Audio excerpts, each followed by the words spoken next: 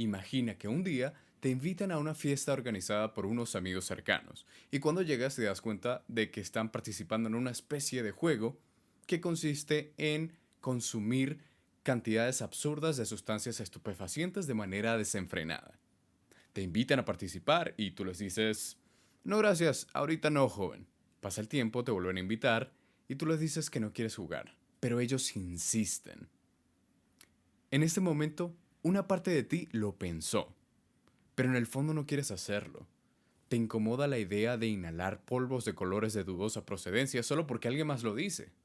A medida que pasa la noche, ya tus amigos no te extienden una invitación formal para que participes, sino que te retan a jugar. Y cada vez que te niegas, te ridiculizan.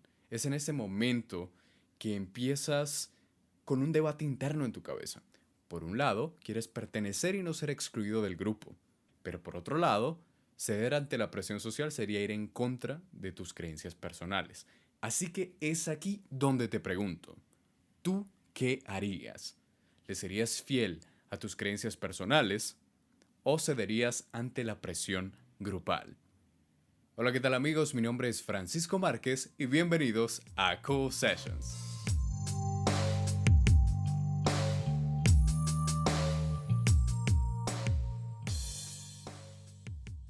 Amigos, bienvenidos a un episodio más de Cool Sessions, sessions de sesiones cool de cultura, sesiones de cultura. Un espacio en el que aprenderemos de distintos temas para que seamos personas que saben de todo un poquito y que por ende nuestras conversaciones sean mucho más épicas. Con la historia del principio no pude evitar pensar en esa frase icónica de las madres, un clásico. Hagamos una dinámica. Yo voy a decir la mitad de la frase y quiero que ustedes allá en casita la completen. Y la frase dice así. O sea que si sus amigos se tiran por un puente,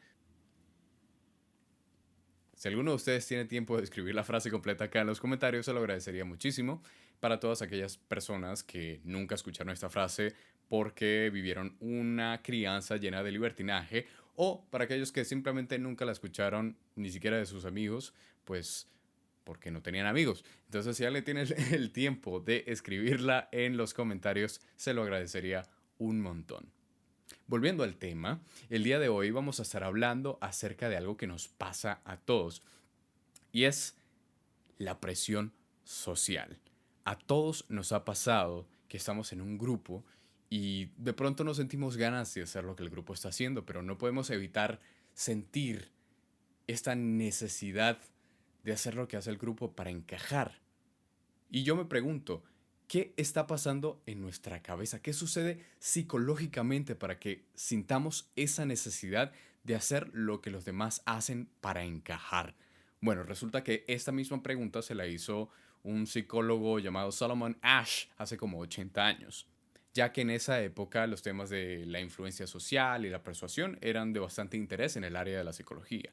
Así que ese señor llega en el año 1950 con un experimentazo que se llamó el experimento de conformidad de Ash, el cual consistía en un grupo, ¿sí? Un grupo de personas. De ese grupo solo había una persona que iba a participar en el experimento, a pesar de que no sabía qué tipo de experimento era. De hecho, no sé si sabía que estaba en un experimento. Y las demás personas en el grupo eran cómplices, eran actores. El experimento consistía en que a esas personas se les mostraban dos cartas.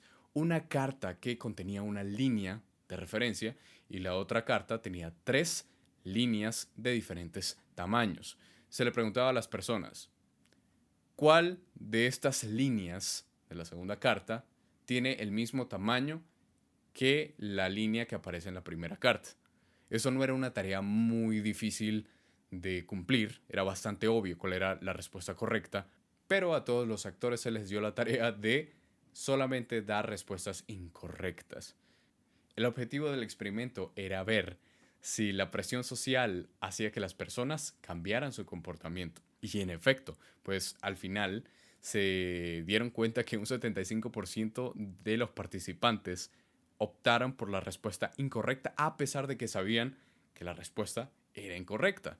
A este experimento se le han hecho muchas modificaciones y se han obtenido resultados interesantes. Por ejemplo, entre mayor es el grupo, es decir, entre mayor es la cantidad de respuestas incorrectas, existe una mayor probabilidad de que la persona también escoja esa respuesta incorrecta y sobre todo cuando hay unanimidad.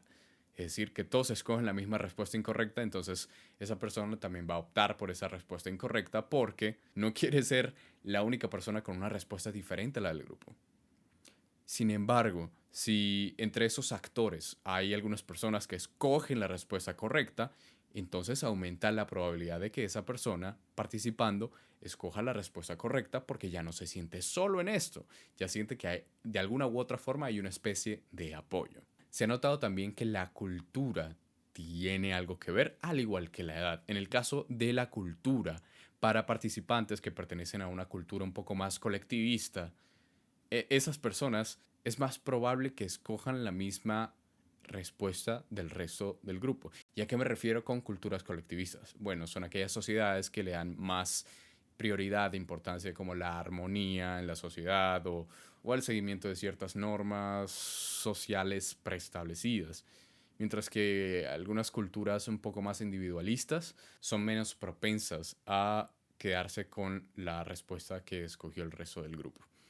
Y respecto a la edad, se determinó que tanto los adolescentes como los adultos jóvenes son más susceptibles a la presión grupal, mientras que los niños no tanto porque están en un proceso donde están descubriendo su identidad y su autonomía, y los adultos mayores tampoco son tan susceptibles a esto, ya sea por su experiencia de vida o porque simplemente no están buscando aprobación del resto. Hace unos días vi un video de YouTube que se llama El experimento del ascensor y creo que tiene que ver bastante con eso porque consistía que había una persona en el ascensor esperando y empezaban a entrar personas y esas personas se ubicaban no mirando hacia la puerta del ascensor para salir, sino como mirando hacia el espejo. Y la persona que ya estaba en el ascensor era la única mirando hacia la puerta. Resulta que después de que 3 o 4 personas entraban y hacían lo mismo de mirar hacia el espejo, la persona se sentía incómoda y terminaba volteando. Lo mismo pasaba si todos en el ascensor se quitaban el sombrero. Es un experimento viejo, por eso todos tenían sombrero. Pero si todos se quitaban el sombrero, la persona terminaba quitándoselo también. A mí me aplicaban mucho esta cuando vivía con mis padres, o sea, que si tus amigos se lanzan de un puente, entonces tú también te lanzas. Me la aplicaban siempre que quería salir. Pero yo no tenía una respuesta contundente a este sermón, no sabía cómo responder de manera inteligente. Ahora creo que si viviera con mis padres en este momento y utilizaran ese recurso para no dejarme salir, yo creo que respondería de una manera un poco más elocuente. Por ejemplo, si me dicen, o sea que si sus amigos se lanzan de un puente, ¿usted también se lanza? Yo le diría, madre, padre, verán, me encuentro en una etapa de mi vida en la que soy muy susceptible a la presión grupal. Y todo esto viene basado en múltiples investigaciones y experimentos basados en los estudios del psicólogo Salomon Asch, un psicólogo polaco-estadounidense nacido en el año 1907 en Polonia, pero que 13 años después se mudó con su familia a Estados Unidos para huir de las persecuciones a los judíos. Luego, en el año 1928, obtuvo su título en la Universidad de Columbia para posteriormente continuar sus estudios en la Universidad de Harvard en el año 1930 y 1932 para obtener su maestría y doctorado respectivamente. Si gustan, puedo darles un par de bibliografías por si quieren instruirse un poco más en el tema. Así que si con esa frase el puente hace parte de una construcción metafórica para denotar lo influenciable que es un adolescente por la presión social, entonces es probable que sí salte. Obviamente si le dicen eso a sus padres, no los van a dejar salir a ningún lado, pero no se van a esperar esa respuesta tan bien argumentada. Respuestas al estilo Cool Sessions. Como comentaba en mi excusa hipotética de adolescencia perfectamente elaborada, hay muchos experimentos que se inspiraron de ese señor y yo les quiero comentar dos. El primero es el experimento de obediencia de Milgram. Para ese experimento necesitábamos 3 personas, el maestro, el alumno y el experimentador. El maestro era una persona que iba a participar en el experimento. El alumno era un cómplice y el experimentador también. Eran actores. Entonces, el maestro y el experimentador estaban en un cuarto y el alumno estaba en otro cuarto. Cabe resaltar que ellos solo podían comunicarse por intercomunicadores, o sea, ellos no se veían ni podían hablar directamente, era un intercomunicador. El experimentador hacía de figura autoritaria y le indicaba al maestro que tenía que hacerle preguntas al estudiante. Y cada vez que el alumno respondiera mal, tenía que presionar un botón que le proporcionaba choques eléctricos. Cada vez que el alumno respondiera mal, ese voltaje incrementaba. Cuando el maestro se negaba a continuar dándole choques eléctricos, el experimentador le daba una serie de comandos o incluso órdenes para que éste siguiera. El objetivo del experimento era ver si las personas seguían órdenes de una autoridad a pesar de que eso significara hacerle daño a otra persona. Al final, se dieron cuenta que más del 60% de las personas culminaron el experimento administrando el voltaje máximo. El segundo experimento del que quiero hablar se llama Compromiso en situaciones de crisis de Darley y Latané.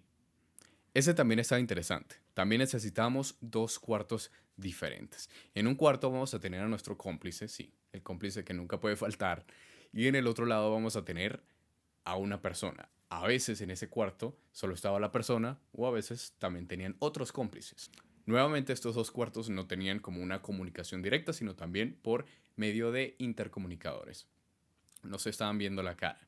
Y los participantes pensaban que en realidad estaban ahí para hablar acerca de temas universitarios. A las personas se les dijo que iban a tener 2 minutos para hablar cada uno, 2 minutos en donde tenían que respetar el turno de la otra persona, pero al cómplice se le dio la orden de que a la mitad de su discurso fingiera que le daba un ataque de epilepsia o de asma o que le diera algo. El objetivo del experimento era ver cuánto tiempo se demoraban las personas en ofrecer ayuda. Eso sí la ofrecían. Y al final se determinó que entre mayor era el número de acompañantes que tenía la persona en la habitación, menor era la probabilidad de que esta persona ofreciera ayuda. Y eso pasa por algo que se llama dilución de responsabilidad, que es cuando las personas están en un grupo muy grande y asumen de que otra persona va a tomar acción y por ende disminuye su responsabilidad individual. A esto se le conoce como efecto espectador. Estos experimentos tienen mucha relevancia en la vida cotidiana. Literalmente lo podemos ver todos los días. Por ejemplo, en modas y tendencias, las redes sociales, la política, casos de abusos de poder, la reacción de un grupo ante un robo o incluso hazing en las universidades. Para las personas que no saben qué es el hazing, es una especie de ritual de iniciación en las universidades de Estados Unidos para ese asunto de las fraternidades norteamericanas y eso. Y en estos rituales se acostumbra a tener maltrato físico y psicológico, hasta el punto de ocasionar lesiones graves o incluso la muerte. Pero se han visto casos en donde los integrantes de estas fraternidades no piden ayuda a tiempo y por eso hay consecuencias de índole mayor. En pocas palabras, se les va de las manos, pero no hacen nada. Es lo que hablábamos anteriormente, el efecto espectador. Si ustedes quieren, podemos hacer un video hablando de este tema, acerca del hazing en las universidades, en las fraternidades norteamericanas. Creo que podría salir un video súper interesante, así que si les interesa, déjenlo acá abajo en los comentarios. Y bueno amigos, hasta aquí el video de hoy. Muchísimas gracias por ver. Espero que les haya ayudado para entender un poco más el comportamiento humano. Si les gusta este tipo de contenido, recuerden darme un like y suscribirse a este canal para que sigamos sacando videos bien cool. Nos vemos en la siguiente entrega de Cool Sessions. Mi nombre es Francisco Márquez. Hasta la próxima.